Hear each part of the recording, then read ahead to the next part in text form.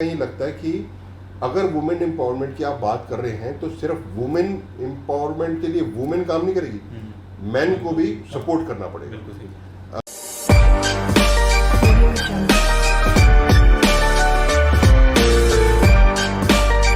Hello everyone, मेरा नाम है वेंकटेश भारती और आज मैं अकैड बडी की पॉडकास्ट सीरीज के अंदर एक नया पॉडकास्ट लेके आया हूँ जिसमें आज हमारे साथ जुड़े हैं डॉक्टर संजीव अरोड़ा, जो पेशे से एक एक्टिविस्ट भी हैं और पूरी दुनिया, पूरी इंडिया उनको गंगा पुत्र के नाम से भी जानती है। तो welcome to Acad Buddies podcast channel sir. Thank you so much for giving your precious time sir. मैं आपके बारे में कुछ जानना चाहूँगा और मेरी ऑडियंस भी आपके बारे में कुछ जानना चाहेगी सर। तो आप शुरुआत कीजिए अपनी जर्नी के बारे में कि आपने कहाँ से शुरू किया और आप आज कहाँ पहुँच चुके हैं। मैं डॉक्टर संजीव अरोड़ा, गंगा पुत्र जी। मैं नारायणा का रहने वाला हूँ जी। और 1995 में मैं समाज सेवा से जुड़ गया था। हाँ जी। 94 में मैंने 12th क्लियर करा। दैन फिर उसके बाद मेरा जो मन था वो शुरू से ही सोशल में जाने का था और मैं एक समाज के लिए कुछ करना चाहता था। हाँ जी। जब मेरे को घर वाले बोलते थे कि आप जाओ कहीं जॉब करो, जी। मेरे फादर अकाउंटेंट हैं, हाँ जी। तो उनका मन था कि मेरा बेटा भी अकाउंटेंट बने, चार्टर्ड अकाउंटेंट बने, आगे बढ़े अकाउंट्स में। पर मेरा बिल्कुल भी मन नहीं लगता था। मैं आपको सच्चाई बताऊं, जैसे घर से जब मैं फ्री हुआ मैं कॉरेस्पॉन्डेंस में चला गया और ग्रेजुएशन करने लगा तो मैं फ्री था।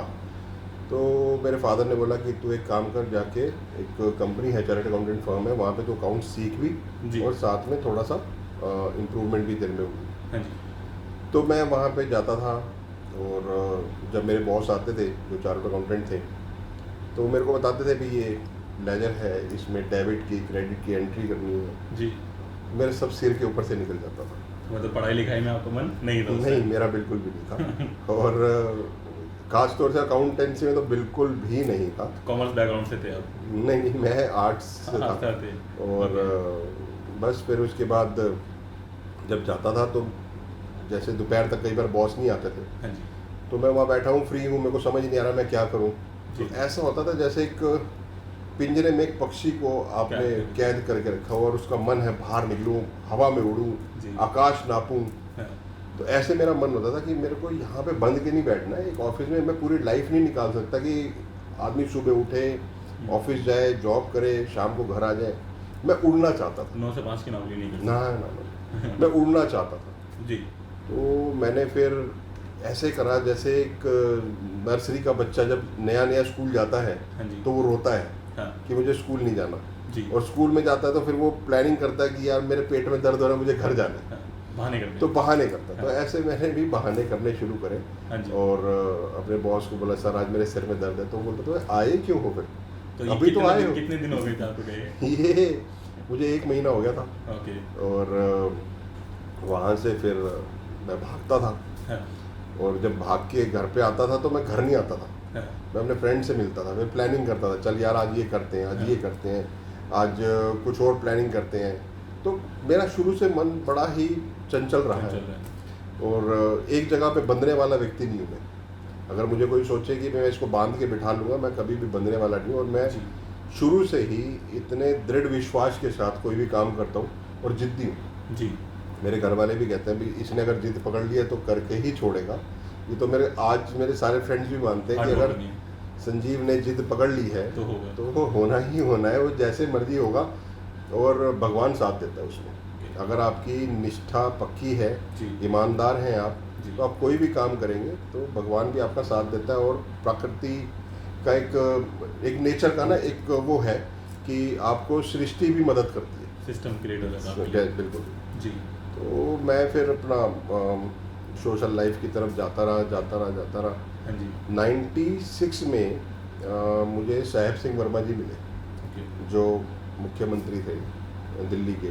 तो मेरा उनके साथ इंटरेक्शन हुआ, मैं उनसे मिला, उन्होंने मेरे को बड़ा प्यार दिया। उनकी आदत थी कि कोई भी उनसे मिलता था तो वो ऐसे हो जाते थे जैसे फ्रेंड्स हैं। वो एज फैक्टर होता ही नहीं था कि अगर मैं 18-19 साल का हूँ और वो 50-55 साल के, तो एक इंटरेक्शन हो गया, फ्रेंड्स बन गए जी। एक सीएम के साथ एक 18-19 साल का लड़का मिल रहा है जी, तो एक कैसा आप सोच सकते हैं। बिल्कुल सही बात। तो फिर मैं उनके साथ लगा और उनके साथ काम करा, उनकी भावनाओं को समझा उससे मेरे को प्रेरणा मिली कि समाज सेवा नहीं, देश के लिए भी काम करना है। फिर मैं धीरे धीरे भारतीय जनता पार्टी से जुड़ा जी। और मैं बड़ा इंस्पायर रहा हूँ अटल बिहारी वाजपेयी जी से, जो हमारे पूर्व प्रधानमंत्री हैं, हाँ जी। और नरेंद्र मोदी जी से, जब वो संगठन महामंत्री थे भारतीय जनता पार्टी के, साहेब सिंह वर्मा जी, मदन लाल खुराना जी, लाल कृष्ण अडवाणी जी, मुरली मनोहर जोशी जी, राजनाथ सिंह जी, अरुण जेटली जी, सुषमा स्वराज जी, ऐसे जितने भी जो नेता रहे हैं भारतीय जनता पार्टी के शीर्ष नेता। हाँ जी। और मैंने अभी आपको जैसे बताया कि सृष्टि भी आपकी मदद करती है। बिल्कुल। और मेरी कहाँ से मदद हुई, कई जो बीजेपी के हमारे कई नेता थे वो सोचते थे यार संजीव अरोड़ा कैसे जुड़ गया इन लोगों के साथ। बिल्कुल सही बात है। और वो भी बाय नेम मेरे को जानते हैं। आज मोदी जी बहुत अच्छे से मेरे को जानते हैं। बिल्कुल। मेरी वर्किंग ऐसी होती थी कि उनके साथ मैं जुड़ जाता था। मैं वेंकैया नायडू जी की बात करूं, बहुत कम नॉर्थ इंडियंस हैं जो उनके साथ जुड़ पाए हैं, बट मैं कहता हूं कि मैं उनके साथ जुड़ा, उनके साथ मैंने बैडमिंटन तक खेला। तो फेमिलियर है। हाँ, तो ऐसे में उनके साथ जो मैंने समय व्यतीत करा ना, उससे मेरे को लगा कि मेरे को देश हित में भी काम करना है, समाज हित में भी करना है। फिर ये जो जर्नी है मेरी चलती रही, फिर फैमिली भी सपोर्ट में आ गई कि हाँ, जब उन्होंने देखा कि एक सक्सेस की तरफ आप जा रहे हैं, तो फिर जब आप सक्सेस की तरफ चलते हैं तो सब आपके साथ हो जाते हैं, सोसाइटी आपको सपोर्ट करने लग जाती है, एक एनवायरनमेंट बन जाता है आपके लिए। और सब मतलब जब इंसान सक्सेस की तरफ सक्सेस दिखती है, हाँ, तब लोग आपका सपोर्ट जरूर करते हैं सर। आज जहाँ मैं जिस एरिया में रहता हूँ वहाँ पे लोग मेरी बहुत रिस्पेक्ट करते हैं, मैं उन लोगों की बहुत रिस्पेक्ट करता हूँ, क्योंकि एक होता है ना कि भाई जो आप एनर्जी अपने यूनिवर्स में छोड़ेंगे वही आपको रिवर्स में मिलती है। बिल्कुल। तो जब मैं सबको प्यार देता हूँ, सबका आदर सम्मान करता हूँ, तो वैसा ही आपको भी मिलता है। बिल्कुल सही बात है। तो एक वो कहावत भी है ना, बोया पेड़ बबुल का फूल कहाँ से हो। तो जैसे ही आपकी जो नेचर है ना, वैसे ही आप जो प्रेजेंट करोगे यूनिवर्स में, वैसा ही आपको रिजल्ट भी मिलेगा। तो कर्म करते चलिए। तो ये मेरा एक उद्देश्य है सब लोगों के साथ। और भागवत गीता में भी लिखा है कि पुरुषार्थ में धर्म कर्म काम मोक्ष, यही आपके अधिकार में है और यही आपको करने चाहिए। तो मैं ये चारों चीज़ें करने का प्रयास करता हूँ। बहुत बढ़िया सर। अब मैं आपसे एक चीज़ नया आपके बारे में एक चीज़ और पूछना चाहूँगा, लाइक कि अभी तक आपने बताया जैसे कि आपने बैलेंस शीट आपसे मैच नहीं हुई, एक्टिविस्ट बनने का आपने कब सोचा अपने दिमाग में कि आज कि मुझे एक्टिविस्ट बनना है? देखिए, एक्टिविस्ट बनना या अकाउंट्स की जैसे आपने बात करी कि मैं अकाउंट्स में नहीं जा पाया जी, ये सब चीज़ें, किसी ने डॉक्टर बनना है, किसी ने पुलिस में जाना है, सर्विसेज में जाना है। अब मैं ऐसे लोगों को भी जानता हूँ, मनोज शर्मा जी हैं, मेरे फ्रेंड है, आईपीएस ऑफिसर है, मुंबई पुलिस में है जी। वो भी किसी आईपीएस में मतलब जाना चाहते थे, बट वो 12th फेल हो गए थे। उनकी एक पुस्तक भी है, 12वीं फेल आईपीएस। तो वो कोई भी चीज़ जो आप सोचते हैं ना, वो जरूरी नहीं वो पूरी हो जाए। और जो भगवान ने तय करा हुआ है, अगर भगवान ने तय करा है कि संजीव अरोड़ा ने एक्टिविस्ट बनना है, तो वो कहीं ना कहीं से कोई रास्ता ऐसा बना देगा कि आपको एक्टिविस्ट बना देगा। आज मैं एक सोशल एक्टिविस्ट हूँ और साथ ही साथ लोगों की मदद करने में मैं पीछे नहीं हटता हूँ, तो लोग उसको फिर सपोर्ट करते हैं, फिर आप आगे बढ़ते जाते हैं, फिर आप पीछे मुड़ के नहीं देखते। बिल्कुल। ये है कुछ कि भाई आपको जो है भगवान की तरफ से एक संकेत मिलता है बस। जी। मैं एक चीज़ आपसे और पूछना चाहूँगा सर, जैसे कि आप एज एन एक्टिविस्ट, जब आपने यूथ के प्रति आज के टाइम में आपके हिसाब से क्या नई चेंजेस आनी चाहिए ताकि वो अपने सही मार्गदर्शन कर सके? देखिए, जब मैं एक्टिविस्ट बना तो कोई मेरी उम्र 60 साल नहीं थी। जी बिल्कुल। मैं जब एक्टिविस्ट बन चुका था और जब मैं एक काम कर रहा था सोशल, कि किस तरीके से मैं एक सोसाइटी को, सिस्टम को बदलने की हिम्मत रखता हूँ, क्योंकि अगर आप में विल पावर है तो आप सब कुछ कर सकते हो। तो जब मेरे पे ये बात आ गई, मन के अंदर ये घर कर गई कि मेरे को सिस्टम को चेंज करना है और मेरे को सोसाइटी को एक चेंज लाना है सोसाइटी में, तो मैं यूथ था। बिल्कुल। तो आज भी मैं यूथ हूँ। तो यूथ के लिए जो सोचना है वो तो हम सब एनजीओ के माध्यम से कर ही रहे हैं। एक चीज़ मैं सर आपको सॉरी डिस्टर्ब करूँगा, लेकिन मेरे को एक चीज़ बहुत जानने की आवश्यकता हो रही है कि अगर एक एक्टिविस्ट हमारे देश के लिए कुछ काम करते हैं, हमारे यूथ के लिए, हमारी जनता के लिए काम करते हैं, तो हर एक इंसान क्यों नहीं करता एक दूसरे के लिए? आपके मन में नहीं आया ये चीज़ कभी? देखिए, मैं तो हर एक व्यक्ति को जो यहाँ पे आता है एनजीओ ज्वाइन करने के लिए, जब मैंने आपको बताया कि 7 मेंबर से स्टार्ट किया और आज 50,000 हैं, बिल्कुल, तो मैं तो ये कहता हूँ 50,000 से 2 लाख भी होंगे। बिल्कुल, जो भी मेरे पास ज्वाइन करने आता है, मैं सबसे पहले उसको बोलता हूँ कि आपकी सोशल रिस्पॉन्सिबिलिटी क्या है। तो ये जानना उसको बहुत ज़रूरी है।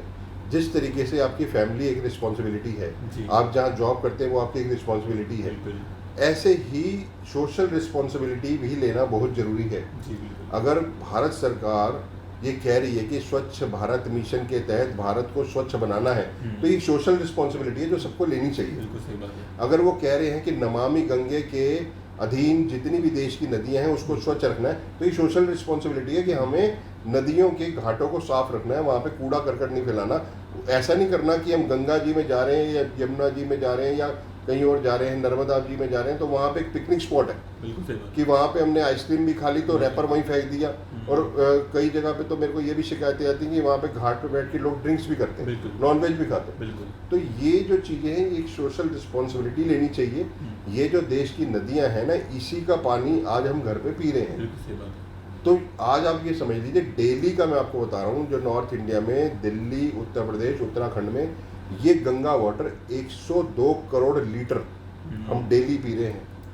तो कल को अगर ऐसा अनादर करेंगे, नदियों को स्वच्छ नहीं रखेंगे, तो हम पानी के लिए मोहताज हो जाएंगे। बिल्कुल सही बात। मैंने मैंने अभी कहीं किसी न्यूज़पेपर में पढ़ा कि वर्ल्ड में कोई एक ऐसी कंट्री भी है जहाँ पानी के लिए लड़ाई हो रही है। बिल्कुल हो रही है सर। तो ऐसा ना हो कि भारत में लड़ाई हो जाए, क्योंकि भारत की तो जनसंख्या इतनी है जितनी पूरे वर्ल्ड की है। तो इसलिए कुछ अपनी सोशल रिस्पॉन्सिबिलिटीज लेनी चाहिए और उसको जो है पब्लिक में अवेयरनेस के माध्यम से उसको आगे भी लोगों को प्रेरित करना चाहिए कि आप भी। एनजीओ का भी यही काम रहता है कि लोगों को अवेयर करें ताकि वो खुद के अंदर एक सुधार लेके आए। एनजीओ है नॉन गवर्नमेंट ऑर्गेनाइजेशन जी।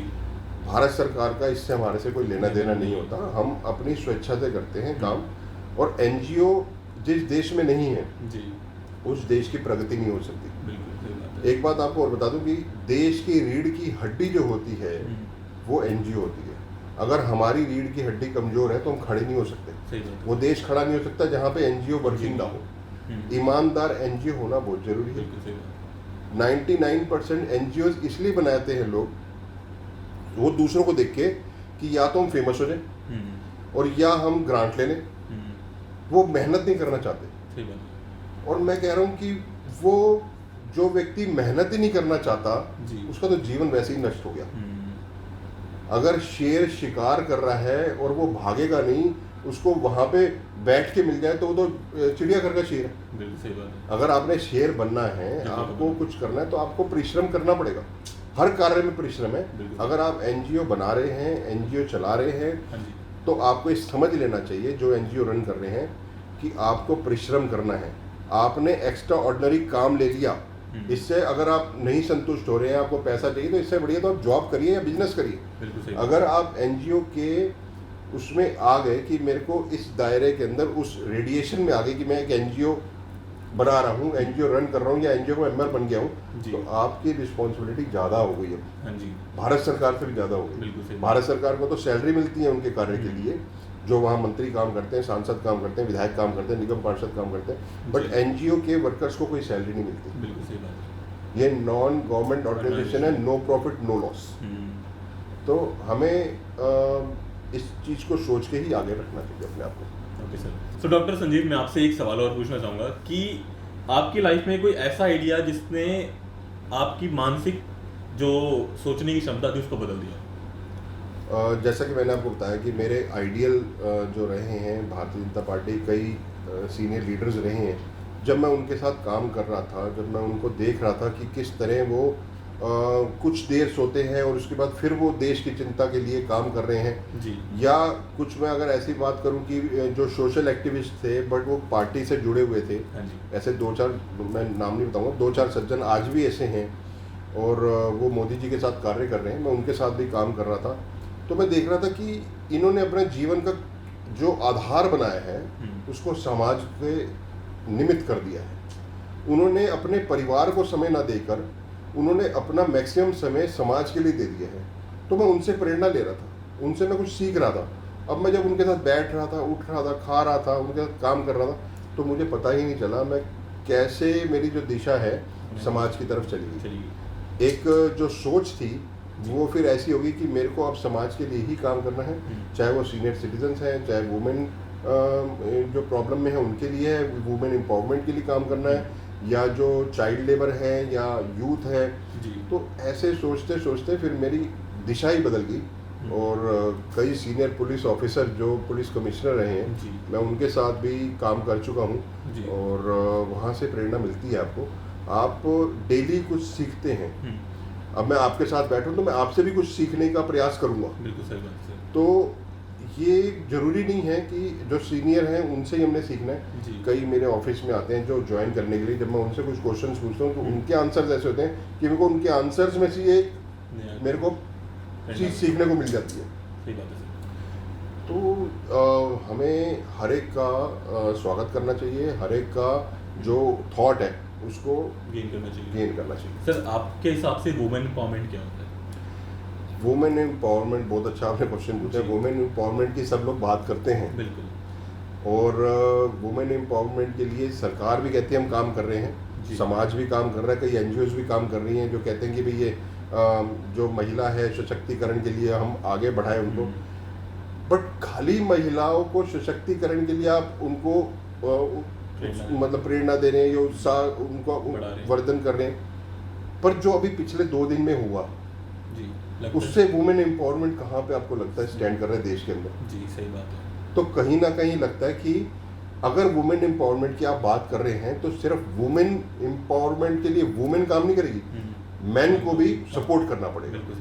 अगर आदमी इस तरीके की भावना रखता है तो फिर जो अभी हमने 2 दिन में देखा जी, और मैं मानता हूँ कि भाई ये बहुत गलत है। और इससे थोड़े टाइम पहले हमने देखा कि एक महिला का शव काट दिया, हाथ काट दिए और उसकी हत्या कर दी इस तरीके से। तो ये वुमेन एम्पावरमेंट नहीं है। वुमेन एम्पावरमेंट के लिए स्टिक कानून चाहिए, सख्त कानून चाहिए, तभी वुमेन एम्पावरमेंट की आप बात कर पाएंगे, तभी वुमेन एम्पावरमेंट हो पाएगी। इसके साथ साथ आज कई गांवों में हम देखते हैं कि बेटी पढ़ाओ बेटी बढ़ाओ जी, तो वो जो है वो भी कई, मेरे को ऐसा जो आंकड़े मेरे सामने कई बार आते हैं जब मैं बात करता हूँ, कहीं मैं जाता हूँ दिल्ली से बाहर भी, तो वहाँ देखने को मिलता है वहाँ पे आज भी लड़कियाँ जो है स्कूल नहीं जा रही हैं। वहाँ लड़कियाँ सिर्फ स्कूल जा रही हैं, सिर्फ भोजन के लिए जा रही हैं, शिक्षा के लिए नहीं जा रही है। वो कुछ पैसे मिल जाते हैं वो ले लेती है, उसको भोजन मिल जाता है, वो भोजन घर ले आती है। तो इसके लिए एक सख्त कानून होना चाहिए, इसके लिए बाकायदा जो एक फॉर्म करना चाहिए, जैसे SDM DM आपने फॉर्म करो, ऐसे महिला का भी एक अलग से जिला वाइज आपको ये प्रणाली बनानी पड़ेगी, तब जाके ये वुमेन एम्पावरमेंट हो पाएगी। वुमेन एम्पावरमेंट को महिलाएं किस तरीके से समझती हैं वो चीज़ अभी देश के अंदर समझना बहुत ज़रूरी है, क्योंकि वुमेन एम्पावरमेंट का गलत इस्तेमाल भी किया जाता है देश के अंदर, जैसा कि आप भी जानते होंगे। तो उसके लिए आपके प्रति कोई देखिए, समाज में हर वर्ग का व्यक्ति रहता है जी। मैं अब ये नहीं कहता कि जो वुमेन एम्पावरमेंट की बात करते हैं कुछ ऐसी महिलाओं ने NGOs बना ली हैं और उसका मिसयूज भी वो करती हैं जी, अपने आप को श्रेष्ठ बनाने के लिए जी, कुछ महिलाओं का वो उपयोग भी करती हैं जी। तो ऐसे में मुझे जहाँ तक लगता है कि सरकार को जो ये जो मंत्रालय है जी, वुमेन एंड चाइल्ड वेलफेयर, जिसमें स्मृति ईरानी जी मंत्री हैं, तो इसका जो है ना नीचे तक एक पूरा ऊपर से लेके नीचे तक एक ऐसी चेन बने जो डायरेक्ट वहाँ से प्रिंसिपल सेक्रेटरी अंडर सेक्रेटरी के नेतृत्व में चले और नीचे तक लास्ट जो आखिरी में खड़ा व्यक्ति, जो हमारी एक भारतीय जनता पार्टी की एक विचारधारा है कि आखिरी पंक्ति का व्यक्ति जो खड़ा हुआ है उस तक चीज़ जानी चाहिए। अगर जब ये शुरू हो जाएगी चीज़ तो मेरे को लगता है कि जो बीच में ठेकेदार है ना वो हट जाएंगे। बिल्कुल सही बात। तो फिर सीधा सरकार डायरेक्ट बात कर सकती है। आज महिलाओं के लिए वैसे भारत सरकार ने कई योजनाएं लागू करी हैं, चाहे वो आयुष्मान भारत है, लेकिन अनअवेयर हैं वो लोग, उज्ज्वला योजना है, ऐसी कई योजनाएं हैं, बट कई जगह पे वो नहीं पहुंच पा रही है, आज भी नहीं पहुंच पा रही है। तो उसके लिए एक आपको ऐसी प्रणाली तैयार करनी पड़ेगी जो नीचे तक जाए। बिल्कुल सही बात है सर। सर मेरा अगला क्वेश्चन आपसे ये चीज़ में रहेगा कि जैसे कि एक अकेला आदमी ही काफ़ी होता है सिस्टम को चेंज करने के लिए, तो क्या ये बात किस हद तक आपके हिसाब से सही है? देखिए, अगर आपका विल पावर स्ट्रॉन्ग है जी, जैसे आज मैं देखता हूँ कई मोटिवेशनल टॉक जो हो रही हैं, वहाँ पे आजकल क्लासेस भी चल रही हैं, कई प्राइवेट कंपनियाँ, लिमिटेड फर्म्स जाती हैं और उनको मोटिवेशनल टॉकर्स को लेकर आती हैं और वो मोटिवेट करते हैं। हाँ जी। बट मेरा मानना है कि आपको तब तक कोई मोटिवेट नहीं कर सकता जब तक आप खुद को मोटिवेट ना करो। बिल्कुल सही। अब आपने बात करी कि भाई एक व्यक्ति जो सिस्टम को बदल सकता है, तो मेरा जवाब है yes, you can change society and system. जी। वो कैसे? हमारे पास कई एग्जांपल्स ऐसे, हमारे देश का इतिहास है। आज चाहे भगत सिंह को आप देख लीजिए जी, उन्होंने भी एक बदलाव लाए, आज उनका बड़ा सम्मान से नाम लिया जाता है। चाहे विवेकानंद जी हैं, चाहे भीमराव अंबेडकर जी हैं, महात्मा गांधी जी हैं, ऐसे अनगिनत, मदर टेरेसा है। ऐसे में मेरे को नाम याद आता है दशरथ मांझी, जिनको पहाड़ी मानव भी माना जाता है। बिल्कुल सही बात है। तो उन्होंने जब दृढ़ निश्चय कर लिया, उन्होंने उनकी वाइफ को डॉक्टर के पास लेके जाना था और सड़क नहीं थी, तो उन्होंने खुद सड़क बनाई कि इसके बाद कोई और व्यक्ति जो है बीमारी से ग्रस्त होकर ना मरे, वो सीधा अस्पताल तक जाए। उसमें सरकार ने कोई मदद नहीं करी, उसने खुद अपना दृढ़ निश्चय उसका था। तो मेरा मानना है yes, you can change society and system अगर आपकी विल पावर स्ट्रॉन्ग है तो। सर मेरा अगला सवाल आपसे ये रहेगा कि जैसे कि अभी हमारे देश के अंदर, भारत के अंदर काफ़ी विवाद हैं, अलग अलग तबके के लोग अलग अलग बातें करते हैं, तो क्या भारत एकजुट होकर रहना ज़्यादा बेहतर है? ये जात पात, दृढ़ निश्चय, ये भी जितनी भी रिलीजन है, ये सब ना रह के एकजुट होकर अगर रहें तो ये जाएगा कभी भारत से या नहीं? देखिए, भारत का जितना पुराना इतिहास है उतनी पुरानी समस्या जो आपने मेरे को ही बताई, ये जल्दी नहीं जाएगी, बट इसका प्रयास हम कर रहे हैं, शुरू कर चुके हैं। हम तो एकमात्र एनजीओ हैं जो दिल्ली में काम कर रहे हैं। ऐसे जो मैं स्टडी करता हूँ भारत सरकार को, और निरंतर मैं भारत सरकार की योजनाओं के बारे में जानता रहता हूँ, देखता रहता हूँ, बात करता रहता हूँ, लोगों से चर्चा करता हूँ। तो आज वो भी ये चाह रहे हैं कि भाई एक कानून हो पूरे देश का, उसमें कोई धर्म को लेके अलग अलग ना कोई श्रेणी बांट दी जाए। जब एक कानून होगा तो एक मत होना चाहिए। अगर हमारे विचार अलग हैं, उनके विचार अलग हैं, उस विचारों को मिलाने का प्रयास करना चाहिए। उसमें सरकार अपना रोल प्ले करेगी, बट जो सामाजिक संगठन है, चाहे वो धार्मिक संगठन है, उनको भी अपना मिलजुल कर काम एक करना चाहिए। अगर मैं बात करूं हमारे संतों की, तो ऐसे ही जो दूसरे समाज के जो संत हैं, उन दोनों को बैठ के विचार करना चाहिए, क्योंकि आज संतों के पास भी लाखों की तादाद में श्रद्धालु लोग जाते हैं, उनके भक्त बने हुए हैं, उनकी विचारों को आगे लेके जाते हैं, वो घर तक लेके जाते हैं, उनकी पुस्तकें पढ़ते हैं, उनके विचारों को जानने का प्रयास करते हैं, यूट्यूब्स देखते हैं। तो वो बहुत एक अच्छा साधन है। अगर वो एक दूसरे से मिल के बात करें और भारत सरकार अपने तरीके से काम करे, हम सामाजिक संगठन अपने तरीके से काम करें, तो मेरे को लगता है कि आने वाले कुछ सालों के अंदर जो इतनी लंबी समस्या जो चलती हुई आ रही है, वो शायद खत्म हो जाएगी। इसी के साथ मेरा दूसरा सवाल आपसे ये रहेगा सर कि जैसे कि आप डॉक्टर संजीव एक एनजीओ रन करते हैं, तो भारत के अंदर एनजीओज की भी क्या कंडीशन है आपके हिसाब से, और वो किस तरीके पे चल पा रही है? आज भारत की अगर मैं बात करूं तो 10 लाख एनजीओज हैं अप्रॉक्सीमेटली, 10 से 15 लाख भी हो सकते हैं। वो 10 लाख एनजीओज में से एक्टिवली रोड पे कितनी हैं, एक्टिवली सोसाइटी में काम कितना कर रही हैं, वो मुट्ठी भर होंगी मुझे लग रहा है। बाकी ऑन पेपर, बाकी सब ऑन पेपर्स हैं। कईयों ने तो अपना CSR बचाने के लिए अपनी कंपनी के नाम पे ही, अपने फादर के नाम पे ही कोई ट्रस्ट बना दी, एनजीओ बना दी। वो काम नहीं कर रही हैं, वो अपना कुछ और ही काम कर रही हैं। बट जो फील्ड में रह के जो एनजीओज काम कर रही हैं, जिनको मैं कुछ एनजीओज को मैं जानता भी हूँ, क्योंकि मैं तिहाड़ जेल में भी जाता हूँ, वहाँ पे 40 एनजीओज काम करती हैं, तो मैं देखता हूँ कि वो 40 एनजीओज कौन सी हैं, तो मैं उनका नाम मेरे को ध्यान में रहता है। बट अगर कुछ ऐसी भी एनजीओ हैं जो सिर्फ मैं बोर्ड देखता हूँ उनके, कई बार मैं रोड से निकल रहा हूँ तो देखा बोर्ड देख लिया, ये मैंने तो घर के बाहर भी बोर्ड देखे एनजीओ के। तो ऐसे एनजीओस के जो बोर्ड लगा देते हैं वो सिर्फ अपने आप को राजनीतिक बेनिफिट लेने के लिए या फिर समाज में अपना वर्चस्व पैदा करने के लिए या फिर उनका फंड लेने की एक मंशा होती है। एनजीओ देश के अंदर बहुत अच्छा कार्य कर रही है, भारत के अंदर बहुत रिस्पेक्ट है एनजीओस की जी। और अगर हम बात करें सिस्टम की, सिस्टम में आप कहीं भी जाएं, जो सर्विसेज में बैठे हैं, चाहे आईएएस हैं चाहे आईपीएस हैं, वो बहुत रिस्पेक्ट करते हैं जी। उनकी रिस्पेक्ट करते हैं जो रेगुलर उनसे मिलते रहते हैं। अगर मैं रेगुलर पुलिस कमिश्नर से मिल रहा हूँ, उसको पता है ये एक एनजीओ है जो ये अच्छा काम कर रही है, हमारे साथ मिलके मेडिकल कैंप्स ऑर्गेनाइज करती है, तो वो एक अच्छी रिस्पेक्ट भी देते हैं। बिल्कुल सही बात।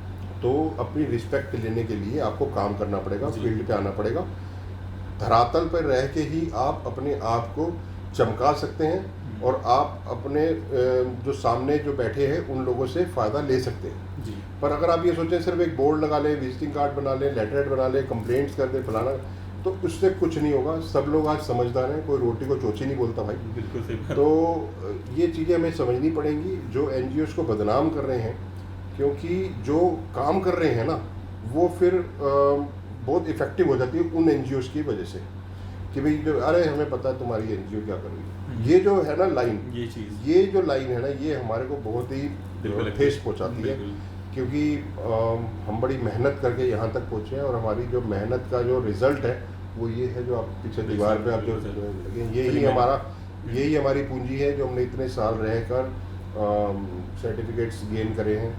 और भारत में एनजीओ की बहुत रिस्पेक्ट है जी, क्योंकि मैं इसलिए ये आराम से कह सकता हूँ, ठोक के कह सकता हूँ, क्योंकि जब हम कोई जाते हैं कहीं पर तो हमारी बड़ी रिस्पेक्ट होती है। बिल्कुल सही बात है सर, यही आपने कमाया है इतने साल। बिल्कुल बिल्कुल। इसी के साथ मेरा दूसरा सवाल आपके साथ ये रहेगा कि क्या कानून और प्रशासन आपकी मदद करता है इस चीज़ के अंदर, ये जो आप कार्य करते हैं हाँ, वो समाज सेवा के लिए? बिल्कुल। किस हद तक करता है वो बता सकते हैं? मैं बताता हूँ, कानून की बात करता हूँ जी। भारत में कानून का जो सुप्रीम कोर्ट है हाँ, उन्होंने एक बहुत अच्छा एक योजना निकाली हुई है कि जिसको भी निशुल्क कानूनी सहायता चाहिए वो हमारे से ले सकते हैं, फ्री वकील ले सकते हैं।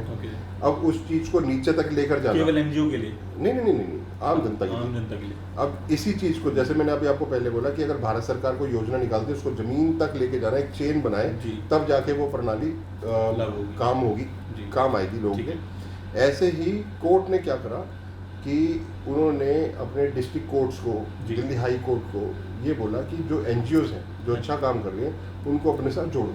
हाँ जी। तो जैसे मैं दिल्ली में ही काम कर रहा हूँ, मैं दिल्ली की ही बात करूँगा। दिल्ली में Delhi legal services authority, DLSA, Delhi state legal services authority, ये एक डिस्ट्रिक्ट कोर्ट्स के लिए ये बनाई हुई है। अलग अलग क्षेत्र में काम कर रही है। सेंट्रल डिस्ट्रिक्ट के जैसे 30 हज़ारी है, साउथ दिल्ली में साकेत कोर्ट है, वेस्ट में द्वारका है, न्यू दिल्ली में पटियाला हाउस कोर्ट है। तो ऐसे जो डिस्ट्रिक्ट कोर्ट्स जो बनाए हैं वहाँ पे Delhi state legal services authority काम कर रही है महिलाओं के लिए, बुजुर्गों के लिए, बेसहारा महिलाओं के लिए और ऐसे अनुसूचित जाति जनजाति के लोगों के लिए जहाँ पे फ्री वकील भी मिलता है जी, और फ्री उनको सलाह भी मिलती है, कानूनी सलाह। और अगर आप बेनिफिट लेना चाहते हैं घर बैठ के तो 1516 एक नंबर है 1516, ये आप डायल करेंगे तो आपको फ्री लीगल एडवाइस मिलेगी। अब ये सारी चीज़ें उन्होंने एनजीओ को बताई। एनजीओ नीचे तक गई, झुग्गी झोपड़ी तक गई, वहाँ पे लोगों को अवेयर करा, मीटिंग्स कराई कि ये एडवोकेट इस कोर्ट से आए हैं, ये आपकी कानूनी सलाह आपको चाहिए तो वो देंगे, आपको कोई कानूनी मदद चाहिए तो वो देंगे। तो कानून का मैंने आपको ये बताया। अब आपने बोला प्रशासन, जब कानून इतना सपोर्ट करता तो प्रशासन को सपोर्ट करना ही पड़ेगा जी, सही बात। जब कानून आपके जो जस्टिस जो होते हैं वो MM, चीफ MM जब आपके साथ एनजीओ के साथ मिलकर झुग्गियों में जाएंगे तो फिर पुलिस को आना पड़ेगा।